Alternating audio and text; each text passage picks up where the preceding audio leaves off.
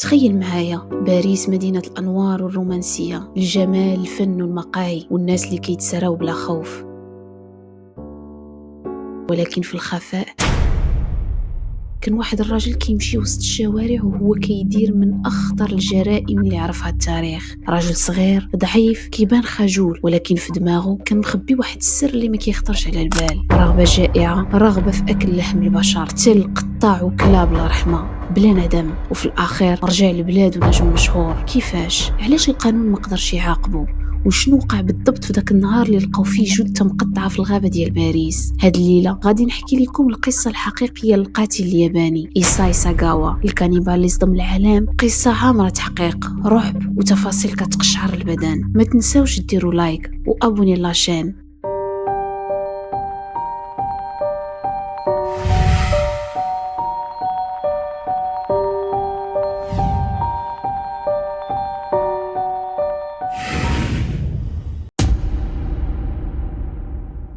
نهار 15 يونيو 1981، الجو كان زوين في باريس، الشمس طالعة 24 درجة، كافيهات عامرة والناس خارجة كتضحك وكتمشي في الرومانسية ديال الصيف. لكن الليلة هاد الغابة ما غتكونش مكان للراحة، غتكون مسرح جريمة ما عمر باريس شافت بحالها.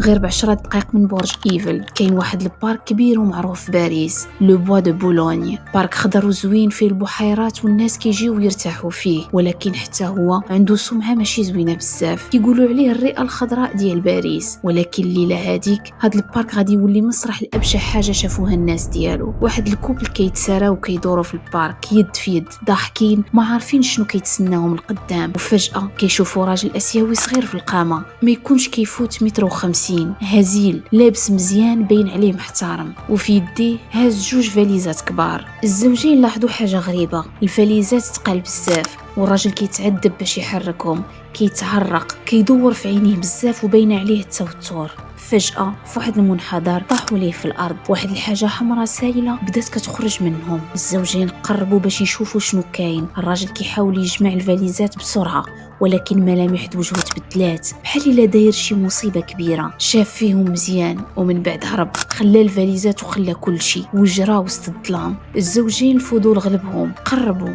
وحاولوا يفتحوا الفاليزات، وملي حلوهم اللي شافوه ما عمرهم غادي ينساوه، ولقاو اطراف بشريه مقطعه وملفوفه في شرايط. الزوجه بدات كتغوت وكتصرخ، والراجل اتصل بالشرطه فورا، وخلال دقائق البوليس كان في المكان وبدا الكابوس. البوليس جا وبدا البحث، وخرج من بعد نداء للشهود باش يعاونوا في التعرف على المشتبه. وما داش بزاف حتى جاو 2 ديال الطاكسيات كيتصلوا كيقولوا ان واحد الرجل اسيوي نفس الوصف كان كيركب معاهم بفاليزات تقال نهار الجريمه. 48 ساعه من بعد البوليس كان واقف قدام واحد البنايه في باريس. فجأة خرج واحد الراجل من الطاكسي، صغير ضعيف وملامح آسيوية، وكان هو إيساي ساغاوا. سولوا البوليس واش كتعرف علاش حضرنا اليوم، علاش حنا هنا؟ جاوبهم وهو كيترعد، جيتو على رينيه هارتفيلد. وكان هذا الاعتراف أول خطوة في فضح واحد من أغرب الجرائم اللي عرفها القرن. البوليس دخل لدار ساغاوا وما لقاوش غير اثار، لقاو العالم المظلم اللي كان عايش فيه. لقاو بطاقه ديال واحد الطالبه اسم ديالها رينيه هارتفيلد، 24 سنه، دم في الارض في الحيط، صور كثيره حوالي 39 صوره بان فيهم ساغاوا كيدير واحد العمل اللي صعيب حتى نوصفه. قطع الجسد ديالها بحال شي سلعه. وفي الثلاجه لقى البوليس 7 كيلو من لحم الانسان، في طباصل صغار ملفوف في بلاستيك، كان بحال شي وجبه. ومن بعد جا الاكبر، التسجيل الصوتي. وهذا التسجيل كان صدمه، كيعاود بصوت بارد بلا احساس كيفاش خطط، كيفاش قتل، كيفاش داق اللحم، وكيفاش استمتع. في هذه اللحظه ما بقى حتى شي شك، هذا الراجل ماشي قاتل عادي، هذا كانيبال. وماشي غير باي طريقه، كان كيشوف في الامر رغبه ولذه وحلم ديال سنوات. التحقيق بدا يفك الغموض وخرجت الحقيقه اللي اسوأ من القتل نفسه. ساغاوا تزاد في اليابان في كوبي، عائلة غنية بزاف، ولكن كان طفل مريض وضعيف وهزيل بزاف لدرجة أن الأطباء ما كانوش متأكدين أنه غادي يعيش. كبر وهو صغير الحجم، وزيد عليه كان كيعاني من العزلة، ولكن كانت عنده موهبة وحدة هي الأدب. من صغره كان عنده هاجس كيخليه حتى المتخصصين اليوم ما فاهمينش مزيان. كان كيشوف في الناس خصوصا البنات الشقراوات كأنهم أكل، ولا كيقول باش نعيش اللحظة مع مرا خاصني ناكلها. هذه هي أقصى درجة ديال القرب. في 1977 مشى لباريس باش يكمل الدراسة في الأدب، ولكن الحقيقة جا باش يحقق الحلم الأسود ديالو.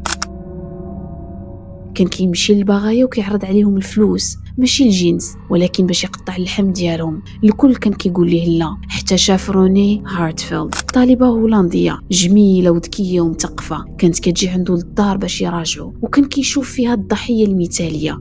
نهار 11 يونيو 1981، النهار اللي غادي يبدل كل شيء، وصلت للدار إيسي بحال دائما، كتحمل معاها واحد الصاك صغير فيه الكتب ديال الدراسة. إيسي فتح ليها الباب بابتسامة باهتة، ابتسامة اللي ما كانتش بحال ديما، كان باين عليه متوتر، عينيه كيدوروا بزاف، وفي ملامح ديالو كانت كتبان واحد العاصفة اللي كان كيحاول يغطيها. دخلوا للشقة، شقة صغيرة وصامتة فيها الريحة ديال دخان السجائر ومزيج ديال شي حاجة ما مفهوماش. روني ما شكات في والو، لأنها كانت ديما كتجي عنده كتقرا معاه. جلسوا في الصالون، بداو كيقراو واحد النص بالألمانية. إيسي كيحاول يبان مركز، ولكن الصوت ديال قلبه كان غادي وكيرتفع. كان عارف هذه هي الليلة اللي كيتسناها من شهور. في وسط القراية إيسي وقف، سكت، مشى للغرفة الثانية ورجع، وهو جايب معاه كرابين صغيرة خباها وراه بلا ما تلاحظ روني. رجع جلس وبدا يسولها على حياتها، على عائلتها وعلى أحلامها، الأسئلة اللي كيطرحوها الناس غير ملي كيبغيو يسمعوا آخر كلمات ديال شي حد. روني ما حاسه بوالو، كتجاوب وكتضحك. فاش روني شدات واحد الجملة وبغات تقراها بصوت عالي، إيسي وقف وراها، رفع السلاح، أخذ نفس عميق. طلقة وحدة، روني طاحت بلا صوت. الكتاب طاح حداها، والصفحة اللي كانت كتقراها بقى فيها واحد النقطة حمراء صغيرة كتوسع كالبحر. إيسي ما هربش، ما تصدمش، ما بكاش، مشى للباب وسدو من الداخل، ورجع بواحد الهدوء اللي كيخلي الجلد تبورش. جلس حدا الجثة روني، شد يديها ببطء وبدا يهضر معها وكأنها مازال حية. روني صافي تقدري ترتاحي، دابا غادي نقدر نكون واحد معاك. هادشي اللي قالو. إيسي جاب سكين وبدا يقطع اللحم ديالها بدقة ديال الجراح. كان كيتحرك بواحد الهدوء اللي خلى حتى البوليس الفرنسي يشك، واش هذا الراجل دابا يلاه الجريمه ديالو الاولى ولا كان داير هذا الشيء من قبل. صور 39 صوره بالكاميرا ديالو مفصله زاويه بزاويه، جسد بلا روح، إيسي حداه وجهه بلا تعبير. سجل اوديو مدته اكثر من ساعه كيسجل فيه التنفس ديالو وكلمات مقطعه. روني لحمك زوين ودافي. هذا الاوديو من بعد حتى المحققين ما قدروش يسمعوه كامل. دفع جثة روني للمطبخ، كان عنده غير واحد الثلاجة صغيرة كتدخل غير شوية ديال اللحم، قطعها أجزاء، رتب 7 كيلو من اللحم فوق صحن، غلفهم بالبلاستيك وكتب فوق واحد العلبة لو ميور مورسو، أحسن قطعة. جلس في المائدة وحط قطعة صغيرة وطبخها بالملح والإبزار، كلا منها وهو كيبكي. قال للمحققين كنت كنحس أنني كنكمل شي حاجة نقصاني من الطفولة، كنحس بالقوة وبالحب. كلمات اللي خلات كل شيء بقى ساكت في قاعة الاستنطاق. إيسي عرف أنه ما يقدرش يخبي الجثة كاملة، عرف أن الروائح غادي تبدا تخرج. جمع بقايا الجثة في شي 2 فاليزات كبار، حاول يجرهم للغابة ديال بوا دو بولوني باش يرميها في الليل، ولكن القدر ما عطاهش الفرصة. فاش طاحت الفاليزات والدم سال قدام داك الكوبل، كل شيء تبدل، هرب وخلى كل شيء وراه. واللي وقع من بعد أسوأ من الجريمة نفسها. بعد ما لقاو الجثة في الفاليزات، البوليس الفرنسي كان في واحد من أكبر حالات الاستنفار ديال السنوات الأخيرة. الجريمة كانت وحشية، قاتل باين هارب، وأسهل حاجة دارتها الشرطة صيفطوا الدوريات للعنوان اللي عطاو للشهود. وقفوا حدا الباب ومن بعيد شافوا واحد راجل صغير نازل من الطاكسي، نفس الوصف، صغير وهزيل، ملامح آسيوية، والأهم أنه متوتر. واحد المجموعة ديال الأطباء النفسيين الفرنسيين داروا تقويم طويل لإيسي، والنتيجة كانت صادمة، غير متزن عقليا، وفاش كيقترف الجريمة كان في حالة جنون غير قابلة للتحكم. هاد الخلاصة كانت كارثة، لأن معناها ما غاديش يتحاكم، ما غاديش يتحكم عليه بالمؤبد وما غاديش يدخل للسجن. وتم الوضع ديالو في مستشفى الامراض العقليه بفرنسا، ولكن غير العام الواحد تقريبا. وهادشي اللي جاي اغرب من الخيال. عائله ايسي كانت عائله غنيه في اليابان. الاب ديالو كان رجل اعمال قوي وعنده علاقات سياسيه واسعه، ضغطوا بقوه باش ولدهم يترحل لليابان. وفرنسا اللي بغاو غير يتخلصوا من القضيه المعقده وافقات فرنسا، داروا الترحيل وايسي وصل لطوكيو مكبل تحت الحراسه. ولكن في اليابان عاودوا داروا فحص نفسي رسمي والنتيجه كانت سليم عقليا، عنده القدره يتحاكم، كان واعي تماما بجريمته. ولكن فرنسا رفضت تسلم اليابان ملف التحقيق الكامل بدعوى ان الملف مغلق. بسبب هذا الخلاف القضائي اليابان ما لقاتش دليل قانوني رسمي وبالتالي ما قدروش يحاكموه.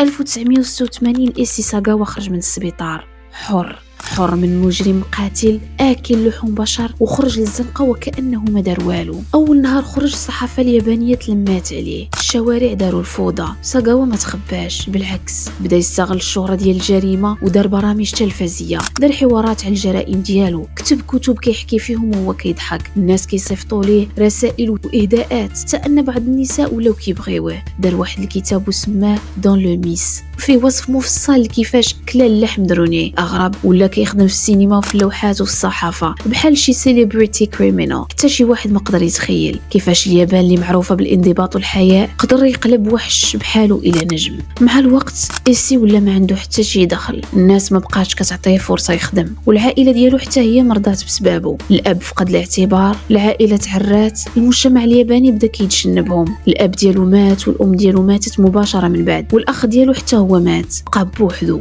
منبوذ ومنسي. وفي 2013 جاتو جلطه دماغيه قويه، شلات ليه اليد، شلات ليه الوجه والرجل اليسرى، ولا ما قادرش يدير حتى الضروريات. كان خاص الناس يعاونوه باش ياكل يمشي ويلبس. كان كيقول كنت كنحلم نتحكم في الجسد ديال الاخرين، ودابا حتى الجسد ديالي ما قدرتش نتحكم فيه، والدنيا دارت بيه دوره اللي ما كانش ينساها. حتى صحابو القلال اللي بقاو واحد بواحد تخلاو عليه، حتى جا 24 نوفمبر 2022 وتوفى ايسي ساغاوا عن عمر 73 سنه في فراش ديال الفقر والمرض، بلا جنازه بلا حد وبلا حتى قيمه، ومات بحال ما تزاد ومبوحدو معزول مهمش ومنبوذ من شعب كامل. هذه هي القصه ديال ايسي ساغاوا، قصه كتبين لنا واحد الحقيقه اللي كتخوف اكثر من الجريمه نفسها. ماشي كل مجرم كيتعاقب في الدنيا، ولكن كل واحد كيدير الشر كيرجع ليه بطريقه او باخرى. ايسي هرب من العداله، هرب من السجن، هرب من المحاكمه، ولكن ما قدرش يهرب من الحياه. بدا حياته مدلع وعاش وسط الغنى وهرب من العقاب، شهر وضحك وتكلم، ولكن النهاية كانت أسوأ عقاب ممكن يتصوره إنسان. عاش منبوذ بوحدو، مريض ومشلول وعاجز، بلا عائلة بلا أصدقاء بلا حتى قيمة، ومات بلا حتى واحد ما يحضر لجنازته. القصة ديال ايسي ساغاوا كتبين لنا أن الشهرة ماشي نجاح، وأن العالم أحيانا يعطي المنصة اللي ما يستاهلهاش، ولكن ما كيعطيوهاش للأبد. وكنتعلموا منها أن الوحش الحقيقي ماشي هو اللي قوي، الوحش الحقيقي هو اللي كيبقى ضعيف داخله وكيقلب يكمل هذا الضعف بالشر. ايسي كان دائما ضعيف، والشر كانت الطريقة الوحيدة باش يغطي على ضعفه، ولكن في الأخير الضعف ديالو هو اللي قتل حياته كاملة. وهنا كتجي العبرة، الشر ممكن يربح جولة ولكن عمره ما كيربح الحرب. وحتى إلى هرب المجرم من قانون البشر كاين قانون آخر ما كيخطأش وما كيغلطش وما كيرحمش، قانون الحياة.